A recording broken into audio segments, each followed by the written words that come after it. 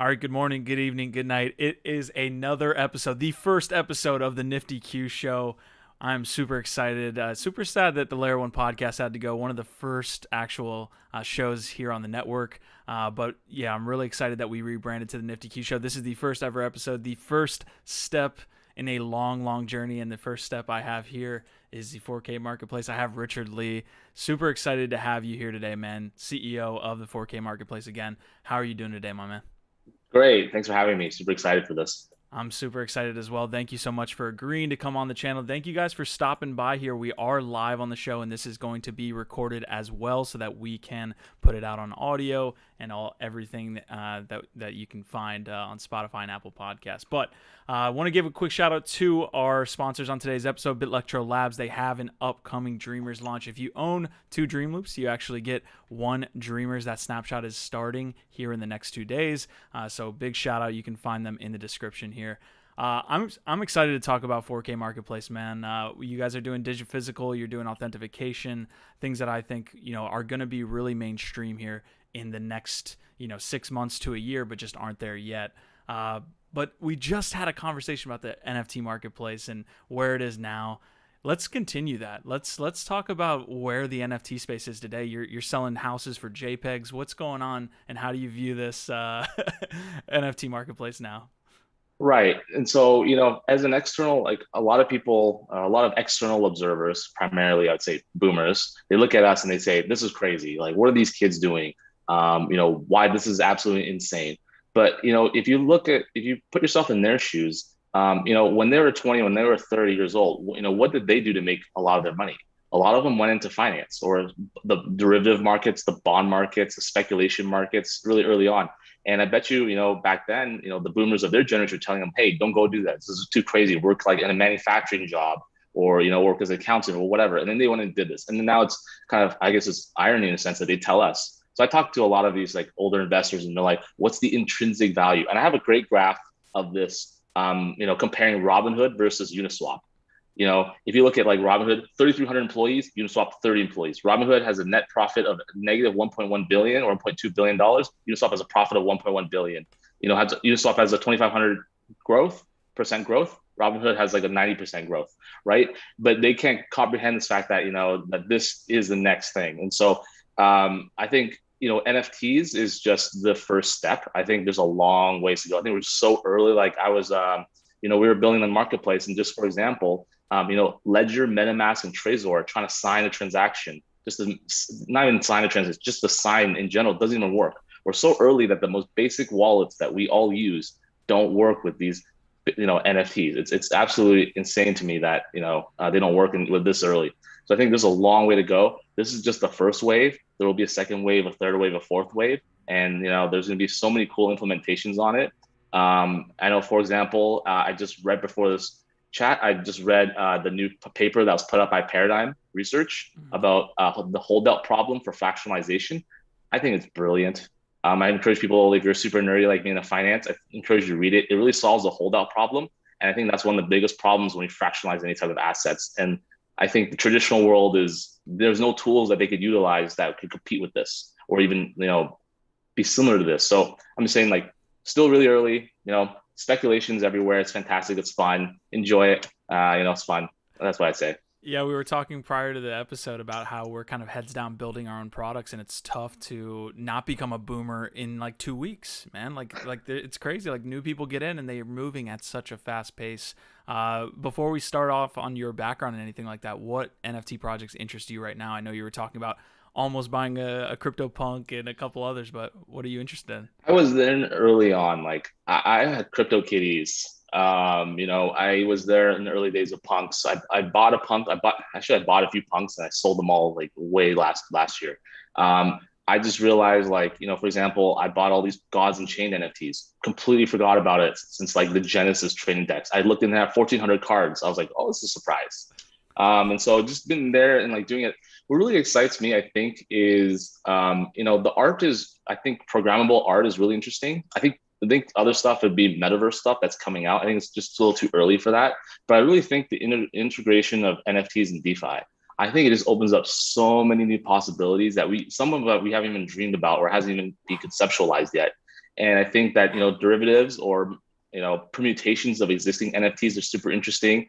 And I think we've only probably explored something like 25% of use cases of NFTs. And so there's always something new popping up. And I just enjoy it. I think, everything, Bored Apes, Yeah. punks. You know what I really love about these communities is the movement. As we move towards the metaverse, you mentioned metaverse there. There's also the movement the other way of metaverse companies and metaverse projects trying to move into the physical space with merch drops that are exclusive if you hold the NFT. And you guys are specifically doing that. So we'll make our way there. I do want to get to your background. You have that like Bitcoin talk, like cypherpunk. I always love talking to guys like you because I got in like 2016.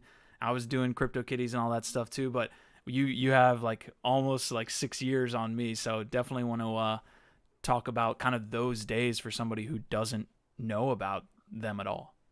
Right. So I guess, as a kid, I was just super nerdy. There's no questions about it. Played like MMOs, like played video games a lot. And so I joined IRC at about 9 years old to pirate video games like Roller Coaster Tycoon. I couldn't pay for it, and I grew up without much money, so I was just pirating Roller Coaster Tycoon and playing that. And so I got on IRC and then just kind of stumbled my way into those communities, and then stumbled my way into the mailing list, one of many mailing lists that I joined. And I remember when it first came out, I was on one of very early days of Bitcoin talk. Satoshi was actively posting there, and I remember sitting there trying to figure out how to spell Bitcoin because I was trying to tell my friends. I was like, "Is it bit space coin? Is it bit capital C coin?" And I noticed my old emails, they were spelled differently. Some would be Bitcoin, some would be bit capital C coin. And so it was not standardized back then. But what happened was when I talked to people were like, "This is crazy. This is silly." And keep in mind, back in the day, like, when you install the wallet, it's not like today it works well. Like when you install the wallet, you don't even know this. It's insane that you have to actually basically down the entire blockchain to use it. So the first time you download the wallet, you have to wait, if you're like 1 month after Bitcoin launch, you have to wait like a week, probably like 3 days or 5 days of leaving your computer on. You see the numbers tick up to process all the transactions so you can actually use the wallet. And I remember, downloading the wallet, I'm like, this is the dumbest thing ever. I was like, this is the future of cash, of money transfer. Like, it takes me a week to sync the blockchain to use the wallet. Did the whole CPU mining, did the whole CPU mining, did GPU mining, did FPGA, was there in the early ASIC days, like Butterfly Labs, if people are around still there. Saw the rise of Bitmain, saw the collapse of like KNC Miner, Spoon Doolies, whatever. Cointerra, I was there for all of it. The biggest Ponzi scheme of all time, if anybody was around, what do you call it? Pirate Tap 40, and there's a Bitcoinica and Bitcoin Savings and Trust. Yeah, like you have noticed one guy, I believe Pirate Tap 40 back in the day controlled something like 40 or 35%, 40% of all existing Bitcoins. And it was like a Ponzi thing. It was wild. Like this guy was wild. He's single-handedly moving the entire markets. Hold on really quick, man. Who's Satoshi? With your background, you've been there. Yeah, I don't want to like. Yes. We know like this is really. It's not hard to figure out who. I always say this. It's definitely a few people, and it's not. It's not very hard to figure out who they are. There's one leader. Generally, have an idea who that is. There's probably 2 or 3 people that contributed a lot. Generally, have an idea who they are. I think it's for those people to come out and speak out. I think the old school Bitcoiners all kind of know, but do your research. It's not that hard to figure out, really. My guess is Finney's in there. He has to be. So yeah. I mean, come on, it's too obvious. Like, yeah.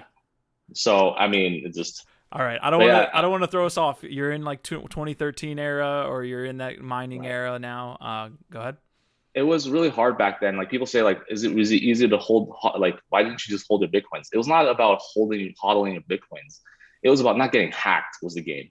Everything got hacked. Every wallet hacked multiple times. Every exchange got hacked. You've been Cryptsy, Bitfinex, Mt. Gox, everything. So it's like trying to hodl coins unless you have them in cold storage was like really, really hard. People used to give out Bitcoins at like events. I remember going to like my first Bitcoin meetup in Orange County in like 2011 maybe. And it was just like, it was weird. It was all the radical people. So it was like a guy that stood up stage and just like 30 minutes was just spewing his zero hedge stuff, like 30 minutes straight. I was like, what am I doing here? Right? Like, I was like, what am I doing here? So it didn't attract it definitely attracted that type of crowd of people. And I think that's why it was so small and so nascent. And then, fast forward, just stayed in the space, did a lot of entrepreneurship, built some stuff in here. Got involved in the community. I was very active on Bitcoin talk forums. Know pretty much who's who of there. I just built a few projects here and there, and really got involved with the community. I remember, like, for example, one thing that most people don't know about is like there was a DogeCon in 2014, and it was in San Francisco, and I went, and it was awesome. Like you think you go to a DogeCon today, it would be just like silly memes, like that's what you would get, like NFT silly memes. But like I would went there in 2014, and it was like very high quality, meet a ton of distributed systems people from Google. It was like 800 people probably, and it was packed and like really high quality people. You know, it was shocking compared to what, you know, the contrast you would see today. And I think, you know, it's just, you know, you have that in gut feeling that this is going to be big. It's hard to explain.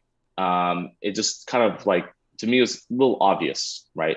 To me, it was like digital cash, super obvious, right? Like financial instruments built on top of digital cash, super obvious.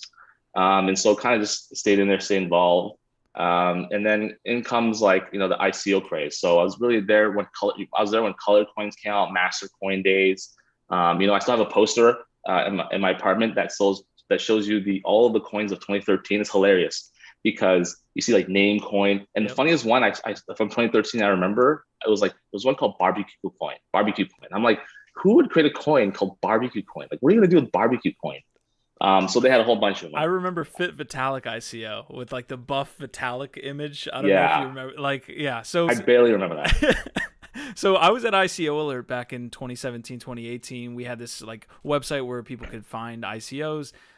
In that office, in the ICO Alert office, we found CryptoKitties. So let's talk about like your experience, you know, finding NFTs or kind of conceptualizing that this could be a light bulb moment or a really good big thing down the road. Right. So around 2013, I was, you know, when Color Coins was really released, I thought about like, well, back then it was a fixed emissions curve, right? So I thought about, well, what if like I was a lawyer and I would emit like 2 coins per week, and you could redeem one because it's gotta be, you know, emissions curve. What if I could redeem one of my coins for like 1 hour of my time, and you could trade like 1 lawyer coin for like 2 gardener coins? And so this like connecting like digital tokens and some form of physical or labor was kind of really inkling out there. We had this whole discussion in 2013, 2014 about it. In comes around 2017. You know, I see some platforms, you know, like Rally Road and stuff that comes out. I thought, wow, this is a great implementation for something we could use in digital assets, but it was just a little early. AMMs were technically not there yet, and NFTs were just really, really early.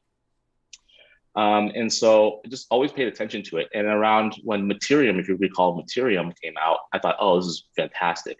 You know, I talked to a lot of companies, and like, I don't want to name them all, but like 7 or 8 crypto projects over the last 4 or 5 years that I was trying to actively invest in that would bring the physical assets on chain using either NFTs or tokens. You see tokens like ERC20s would be like Unisocks, you know, or NFTs currently today. And no one wanted to do it. And the ones that did do it were trying to do boomer assets like real estate. And I was like, nobody under like 40 is going to like buy a 5% yield token on a retirement home in Atlanta. They're going to YOLO into like some crazy thing like Unisocks. They would pick Unisocks over a real estate play.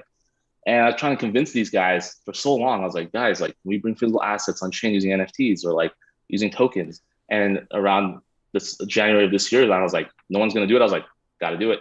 Yeah, so take me TLDR real quick because I don't know about Ethereum. What was that, like one of the first conceptualizations of like physical assets and NFTs? Yeah, correct. And it's still going today. And you know, it's just the 5 years. They had a 5-year head start, and you know, I honestly say like barely any delivery execution, right? Got it. And I thought I had high hopes for them. There's like 7 projects I had high hopes for.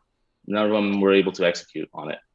Yeah, it's tough being early. Sometimes if you're too early with an idea, the timing isn't right. So, all right, well, let's talk about your project here. 4K Marketplace, we kind of laid the foundation for your origin there and kind of founding this project. So you decided to do it yourself. Let's break it down. Right. So, you know, I think, you know, what crypto lacks is really like, you know, when you bring physical assets on chain, it opens up an entire new sector to the entire space, right?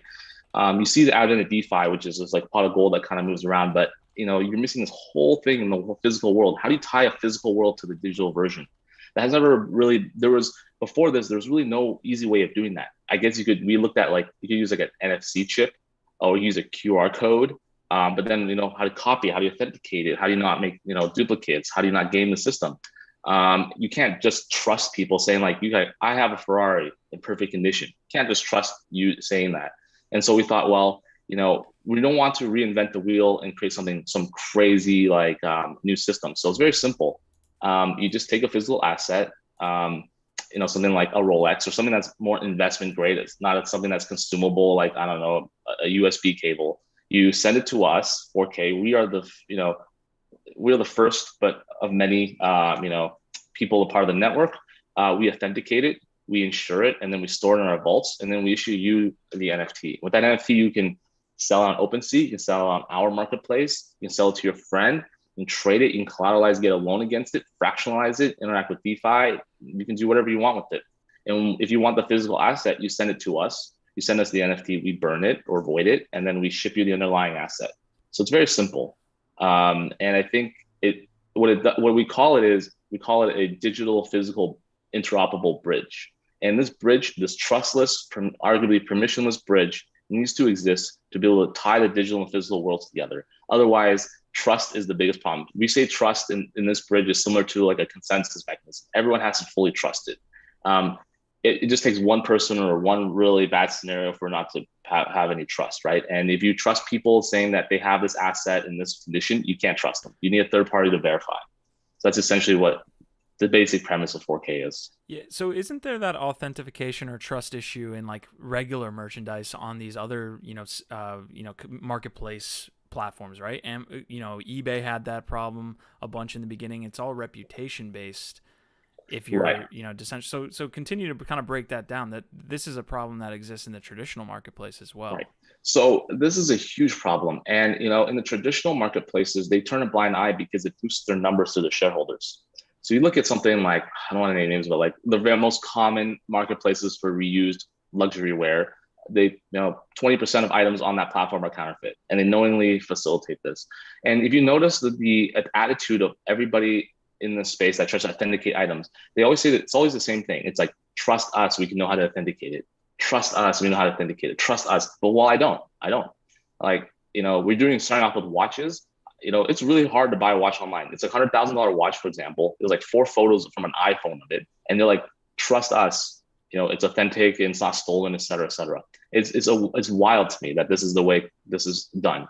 And so instead of like doing it the traditional route of like, trust us, what we do is we had I guess a Silicon Valley approach. We have a scientific approach. And so instead of trusting us and how to doing it, we're going to show you why it's authentic. So we do that by basically being the most like hardcore, like, scientific authentication processes in America, hands down, most intense.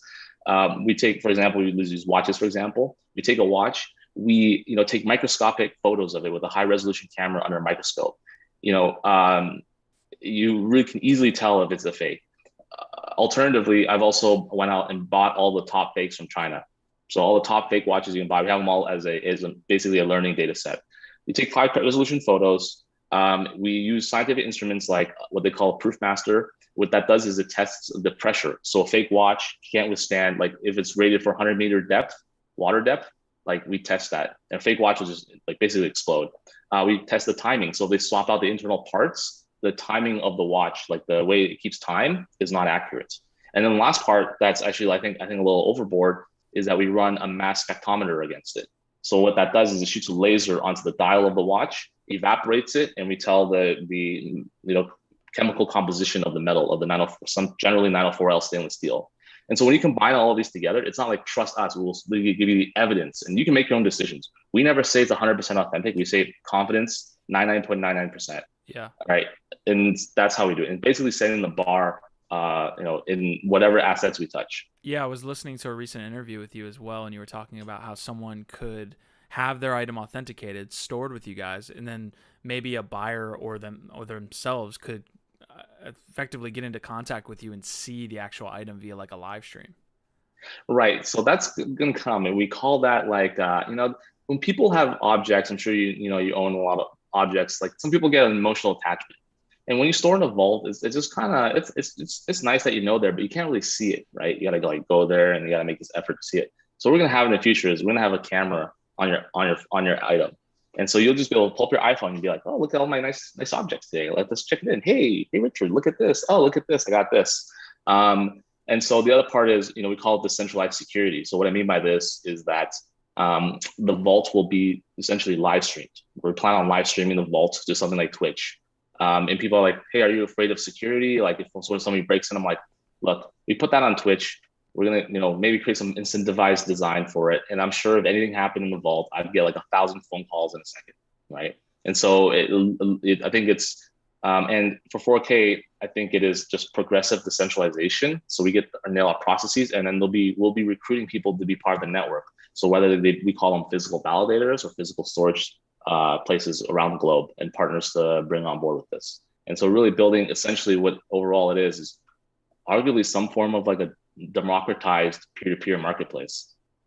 And we're talking fees that are like 95%, 90% reduction in fees.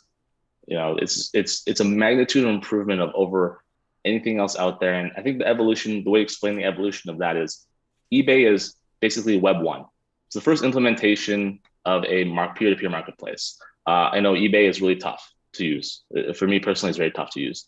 The second implementation is something be like StockX, which is essentially two steps forward, one step back. So it is a curation and authentication layer. So they provide nice service. They curate it, so it's not like eBay is a pile of trash. They're like, here's are the best items, high quality items, and then they authenticate it.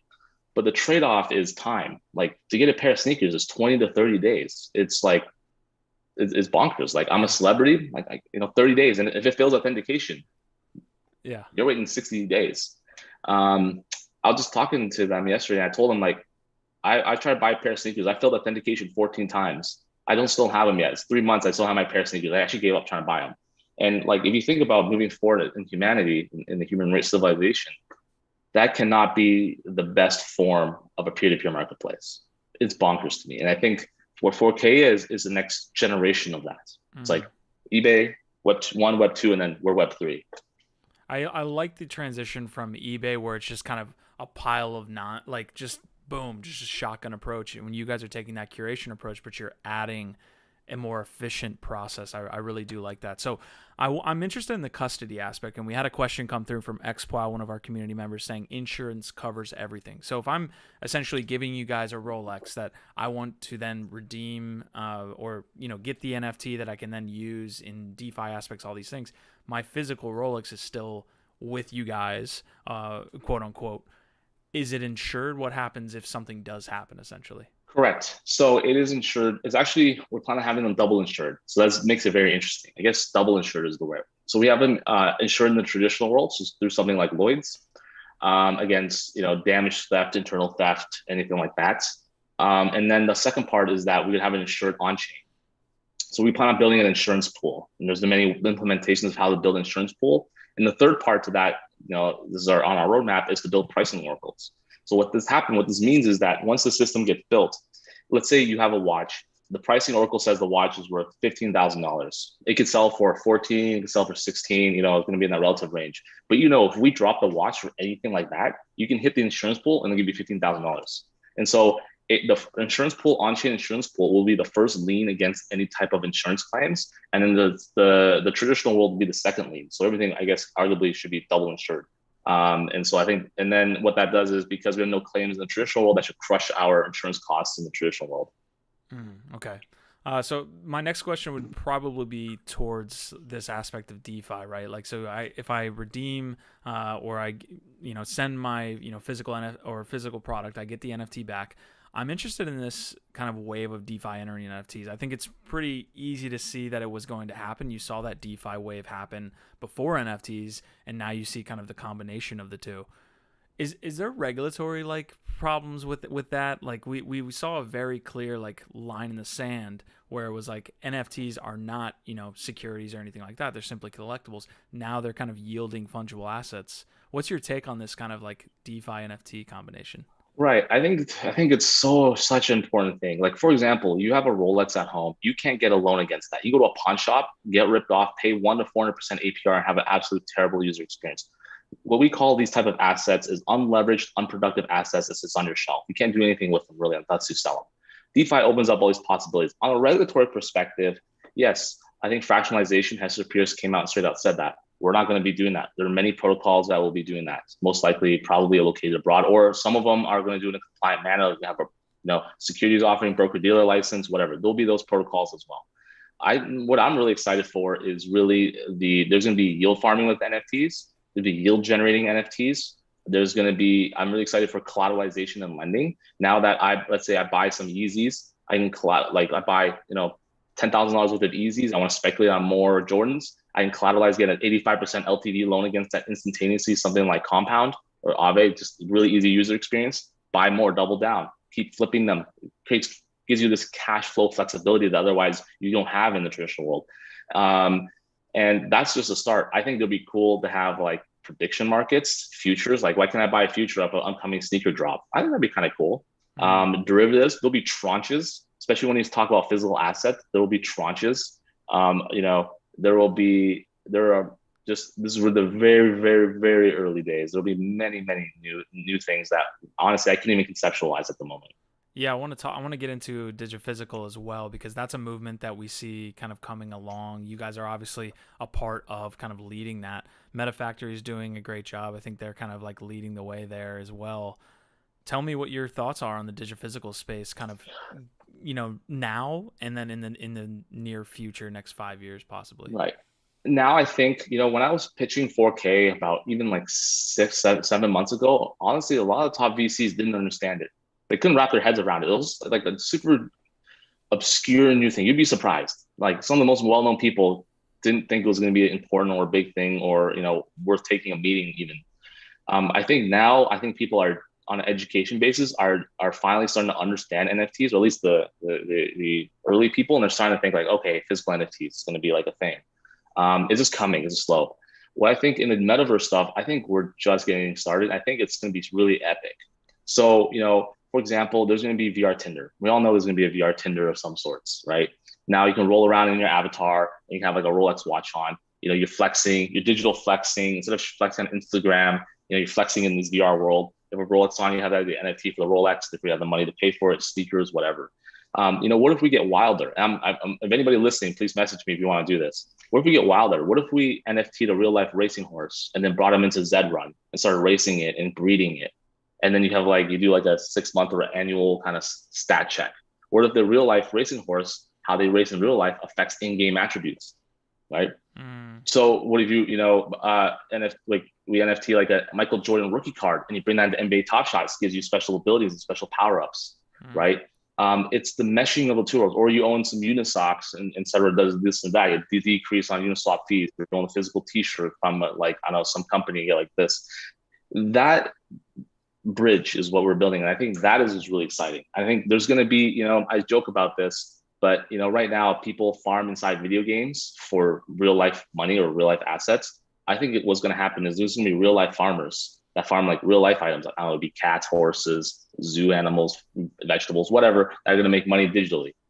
It's like a reverse Tamagotchi. Well, you can find yourself in Wonderland really quick when you get to like Right. NFT utility, man, because anything can Correct. be done with anything. I mean, it's a large conversation. I do want to get to the point with the Digi-Physical here of where you guys started and where you guys are going. You have a launch pad that I think is a really interesting concept as well. But you started with Rolexes, you started with sneakers and trading cards. I see some graphics cards as well.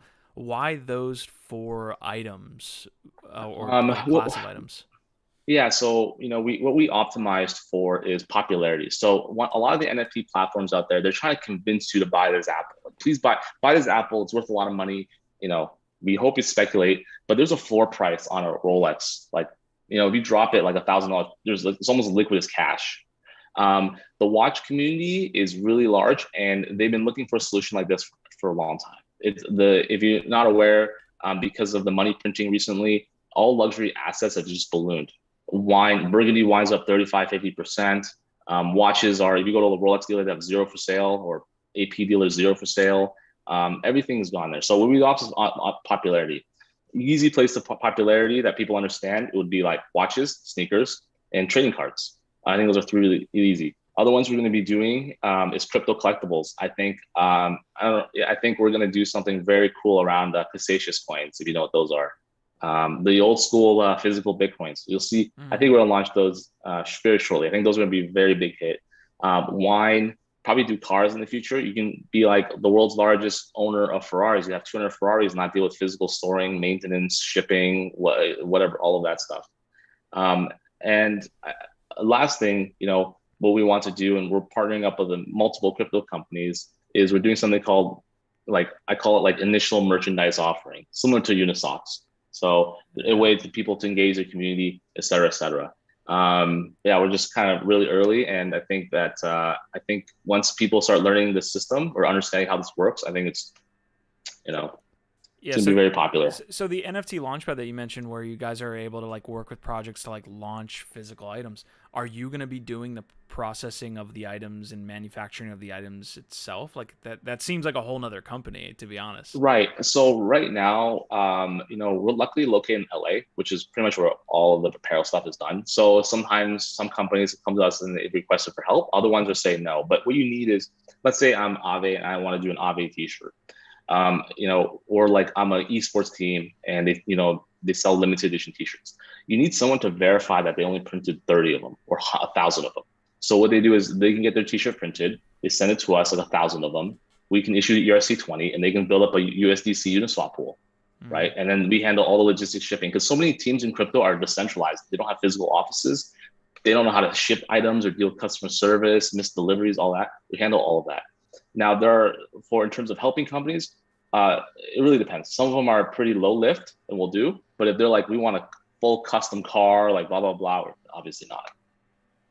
I have an interesting question. I think they're doing a great job asking these. What's the biggest item you would support in your physical warehouse? Like, what's the biggest physical item that you guys could support? If someone wanted to drop off an elephant, could they drop off an elephant? Yeah, they will. So we had this question. We had this artist, this lady that builds, very famous, that does like massive 5 to 10,000 pound sculptures.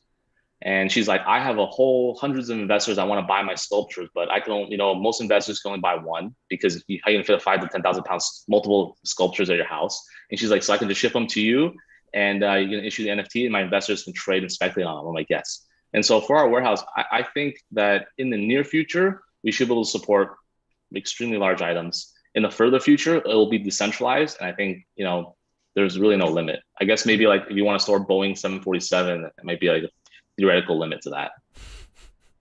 I want to talk about your volume right now and what you're expecting here in the future, but as well as like kind of your community activity. So if you could touch on both of those things as it relates to like your recent launch, definitely hit it. Cool. So we just launched it, really beta, just working a bunch of the bugs out. We have about 25, 30 watches for sale, roughly, I think something like $1.5 million available on sale, a few sales already. And the one sale that I know of sold within 2 hours, somebody listing it, and it sold significantly above any other Web2 marketplace in the world. The reason for that is they're able to capture international arbitrage, because the international buyers can generally pay more price for these, et cetera, et cetera. The community is just getting started. Like, we've barely started tweeting, just starting out very early. We're going to build a pretty crazy community over the next, I think, few years. I'd say like 4K, like, we're not like a DeFi pump project that go 100 million TVL in 3 months. Mm-hmm. This is more like, I say we're more like a Filecoin, a Polkadot. It's going to take time. We're playing the longer game, and, slow and steady growth over a long run, and really, doing it right, I think, is key. Launching an NFT project is all about building hype. Yeah. As much optimization for hype and virality. We're optimizing for long-term growth. Yeah, I'm interested in your background here as it relates to kind of your DeFi experience, your ability to kind of like know about fungible tokens in the fungible token space, because we have seen Rari come out on the Rarible platform. We've seen marketplaces launch tokens. OpenSea, funnily enough, just doesn't have one. I don't think they're even. I don't know what's going to happen there, but I'm interested. If you can even say this, but is there potentially a token down the road based on like usage of the platform and things like this? I know I'm setting you up for a problem there, but go ahead. So I guess really my background was in 2017, I launched a venture fund that invested in many tokens, token only. I've been an early investor in pretty much most of the layer ones: Cosmos, Ethereum, Polkadot, Filecoin, like super early Avalanche, Solana, all super early in all of them. So I have a lot of experience on token design, mechanism design, token economics. Previous to this, I also, was part of a validator company called Certus One. We were the Cosmos's Game of Stakes winners. We had over $1 billion on a delegation, subsequently acquired by Jump Trading. So I think understanding token mechanics, token economics, legality is there. I think we're in the middle of writing the white paper. And what makes 4K challenging on a protocol design level is because it's dealing with physical assets. So this will be the first, arguably, layer one for physical assets. And so there will be a token. The token will have a tremendous amount of use cases and utility. And I think it's really trying to work through the edge cases is the most challenging part, because none of these edge cases have ever been thought about for when it comes to physical assets. And so when designing the token, it could be some time, but we will have one sometime. Love that, man. Appreciate you dropping that alpha on the channel. I want to get your take here on the NFT space in general. I know you talked about CryptoPunks. What are some other communities that you think are doing it well? Oh man, I'm not even part of that many. I think what's really interesting to me, and I've been a big proponent for it, are the DAO communities. I'm super excited for DAOs. I've been involved in them very early days. I just looking at Red DAO, really interesting. They acquired the Dolce Gabbana NFTs for $5 million. We're seeing DAOs pop up everywhere. Yesterday, I just ran into my friend who's setting up the first DAO to acquire physical assets, and the first thing he asked was like, I want to buy this off of Christie's and I want to send it to you and you mint the NFTs, which is really weird because I don't want to reveal who this is or this artist is, but this artist has sold a lot of art NFTs of the particular items that will be sold on Christie's. And so these already exist and sold them for a lot, like 50 ETH, 100 ETH each. So these are really popular artists. But what he's doing also, he's auctioning off the physical underlying assets, the one-of-one editions on Christie's Sotheby's. So if he sends it to 4K, what happens is you have dual NFTs. They look the same, but the one of them will have the 4K watermark on it, and then they'll be like, well, which one's worth more? I just think that, for 4K example, we're right in the early discussions to probably build a physical asset acquisition DAO. And I think this is something that I think will become really mainstream. I don't think we've seen that yet. Have we seen physical? No. Well, we've seen art pieces. Is that just only NFT art piece, like digital art pieces be acquired? Correct. I think there might be one that did like some physical art that's tied to an NFT. The first one I remember I was trying to participate in, and I can tell you the story of this, is Christie's auctioned off an item in like October or November of last year. It was like this Bitcoin thing, like 16 of them. A bunch of people like Jihan from Kinetic has one. There's a whole bunch of people that had one. And I entered the auction. And what's crazy was I told them, I was speaking with the artist and the whole Christie's team, and I was like, all right, this is going to sell for a lot. The opening bid was like 10,000. It closed at like 180. But what they did was because of all the new crypto people, they capped it out at 75K. So when it hit 75K, all the new bidders dropped. It was insane. I was like, why would you guys cap this at 75K? So with that piece and another piece, I believe there was some acquisition on the back end on that. But that's maybe a few art pieces and that was it. But I think a physical asset acquisition DAO, I think will be possibly, I think in the future, in like 3 to 5 years, will probably be the largest one in the world. I love that, man. One of the largest holders of physical assets. It's crazy when you hear some ideas where you're just like, why doesn't that exist yet? And that's 100%. It makes sense, right? It's like, if you think about 4K, it's actually really straightforward, really basic. It's like, why doesn't this exist? Physical asset acquisition DAO, why doesn't this exist? And then the last part is like, because our NFTs are backed by physical assets, what makes it interesting as well is integration into stablecoins. So you look at like a MakerDAO CDP system, you're like, well, if you're going to diversify your risk, why not put 5 to 15% of your, diversified risk or assets into NFTs backed by physical assets? This kind of makes sense. And, the physical asset acquisition DAO can do something like that. Well, you guys are already doing the curation. And like, technically, if you get big enough, people are going to come to you with really, important assets and things like this. I feel like the first physical DAO, that's purchasing physical, how can I say this? DAO that's purchasing physical items should be associated with 4K. It is. It will be. Okay. All right. Well, we're just getting all the. We're working on it. Yeah. I mean, we're working on it. It's just tricky, when it comes to legal wrappers in the traditional world doesn't take crypto. So we got to like build these legal wrappers and foundation set up and offshore entity set up. So we're in the process of that. And I think it makes it so easy. So now you're a DAO, right? You're a DAO. You don't know arguably you don't know who the members are. Maybe you do KYC. They go to Christie's, they buy an item. Christie sends it directly to 4K. 4K, mints the NFTs, sends it to the DAO. The DAO controls the NFTs using a multi-sig. And now you don't have risk because if without like something like 4K, like the person that runs the DAO or runs the auction, they can rug pull, they can steal it. Because there be somebody who's going to be the officer of the company that acquires the asset, and so you can literally take it, or just he owns majority shares, and he can push people out, etc. But once you trust somebody like 4K with your asset, they can't really rug pull, right? If it's controlled by a multi-sig or however you want to do it. Yeah. Right. It just keeps everyone significantly more honest. Yeah, I love and you know what, you can do that without leaving your house. Like you don't have to. Right now, you gotta like you win an auction or you buy something, like figure out storage, transportation, who owns it, jurisdiction, taxes, like all that BS. Yeah. Now it's just ship it to 4K and you're done. This is gonna be awesome, man. I cannot wait to see this.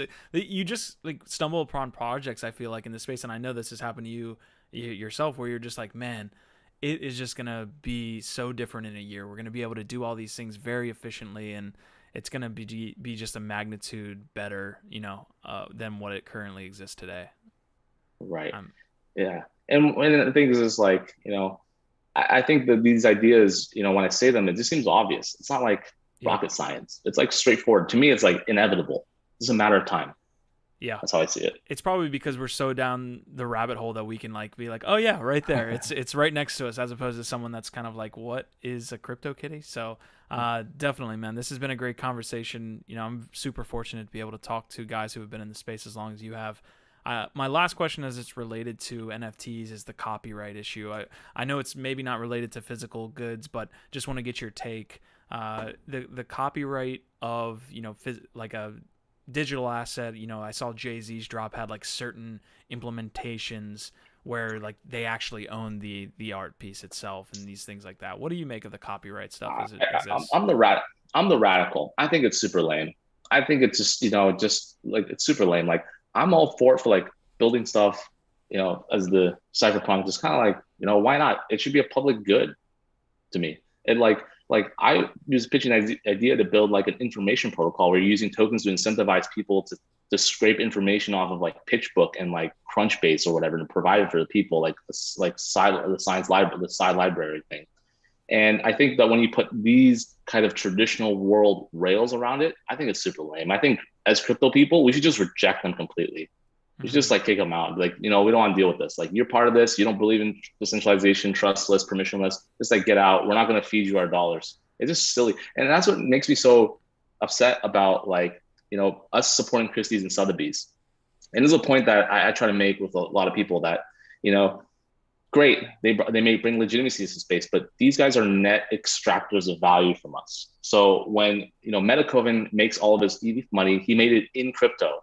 And then when he buys up people, Christie's and Sotheby's charges a 40% rate.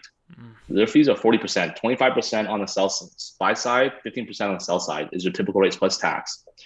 And so they're extracting dollars from us. And so when you see auction Christie's and Sotheby's, people like are super excited for it. I dislike it. The money again is leaving crypto us, which is our like money that we created, all through our effort, leaves, and it trickles up to the establishment, the previous establishment. And it's like, we're being blind, at least to me, we're being blindsided by this. All these brands are coming in here, all these artists and people from the traditional are coming in here and they're extracting dollars. But what they're doing is they're not taking that money and reinvesting it in the ecosystem. It's not being transferred. They're taking it out, converting to cash. And like example, like Jay-Z and like this copyright stuff, they're just extraction. They're taking advantage of us, right? And so as a crypto person, I tell everyone just like, don't do it. In true cypherpunk fashion, man. Like that was a cypherpunk answer there. I think the only time it's like super evident is when you do see like the super cash grabby celebrities. But you're right, like there's something beneath the veil a little bit on things like Sotheby's and Christie's